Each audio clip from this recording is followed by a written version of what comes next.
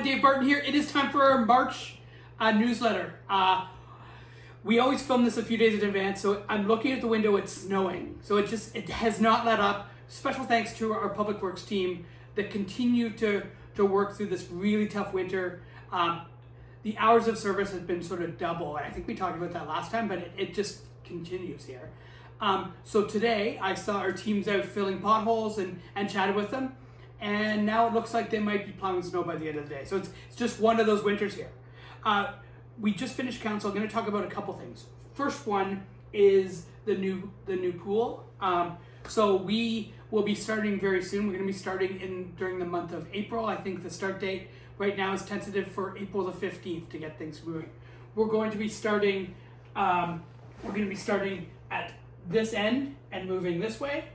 And then near the end of the project, we'll tear down the old pool, which is right here, and then we'll add the gymnasium piece. So what this pool includes, it's an 8-lane, 25-meter pool. There's a 10 by 15 meter therapy pool. There's also a gymnasium. We've obviously got change rooms and all those things.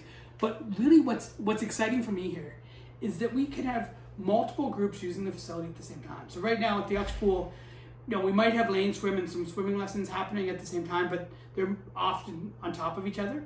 But when we can have 3 separate activity zones happening at the same time, it's really special, and it will serve more people more efficiently. So really excited about this one. We'll have some of the new updated drawings up in the next little while, but again, council voted to move forward on that project earlier today when we're recording this. All right. Next, animal shelter. We also talked about this today as well. We have some new drawings with all the colors and the look and feel. Things are going really, really well. It's an ICF construction, which means insulated concrete forms, which is incredibly energy efficient. We have heating coils going through the floor, which is amazing for the staff and the animals, and great for hosing things down and things like that. All the perfect things for an animal shelter. This is just under 6,500 square feet. The existing shelter is right around 2,200 square feet, so it's significantly bigger. And the project that we stopped was just under 3,500 square feet, so significantly smaller than this. Had vinyl siding, shingled roofs, with just asphalt shingles, and in that location with high winds, we felt that was going to be an issue anyway. So the pause in this project was frustrating for many people, including myself, but it was the right thing to do because we have a much better building facility to serve the animals, our staff, and our residents better than we ever imagined. So really proud of where we're at. ICF walls are up, the roof trusses are going up now, and we heard today that this is that every contractor, or nearly every contractor so far, has been local. So the fact that locals are building a shelter for our local animals and our local people is amazing. Right, so that's where we're at right there.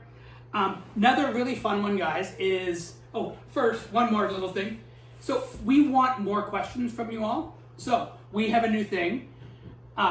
We're gonna use the carrot approach with questions. So submit your question. We will draw those names for a bottle of local maple syrup. We've got a few different local providers here, and I kind of pivot from each one. We've got Brooks Farms, who are doing tours of their sugar bush as we speak. We've got Heffalump Creek Farms up at north on the 6th concession, and we also have Carrick Brothers, who are in the south. So lots of maple syrup happening in Uxbridge. It's that time of year. Get out and enjoy the outdoors and the sugar bushes. Okay, and this is falling down. Now we're good. All right, the other thing we have, and this part is exciting, we're going to do our 2nd annual Mayor and Council's Easter egg hunt. It is Saturday, April the 4th at Elgin Park. It is a rain, snow, shine event. So we're going to do it no matter what.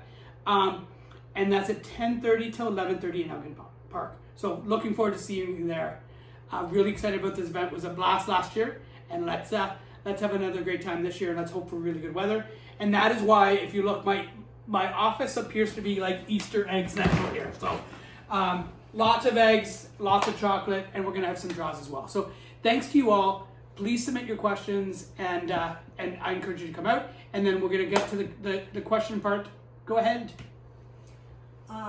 First and only question is, I would like to know, will there be some sort of traffic lights or crosswalk lights coming to the corner of Brock Street West and Victoria Drive at the new office building? So, yes, but it's been fairly complicated. So, we submitted very early in this term, we submitted for crosswalks in a number of different locations in Uxbridge. So we submitted the one that you've seen at Reach and I forget, right by Testa Heights, by the Testa building there. We submitted one for in front of our office here. We wanted one in Goodwood, and we submitted another one as well. The town ourselves, we put one in very recently on Elgin Park Drive, but the other one that we asked for was right there at Victoria Street at that new building. The complication there is those tracks. It makes the policy not work from a regional perspective, so they've been working on a solution to that, and they haven't come up with one yet. Thanks for the question. We will reach out to them again and just try and get a status update on where we are with the region, because that is really important. Also going to talk about the four-way stops. We don't have a question this time, but the four-way stops on the sixth concession. The first one, the 6th and Davis. Now that the weather is hopefully turning, we're going to get that four-way stop in at Reach and Davis. We've had a lot of accidents there, and we expect that to make a really big difference, because the most dangerous type of accident are the right-angle collision, where you get hit on the side of your vehicle.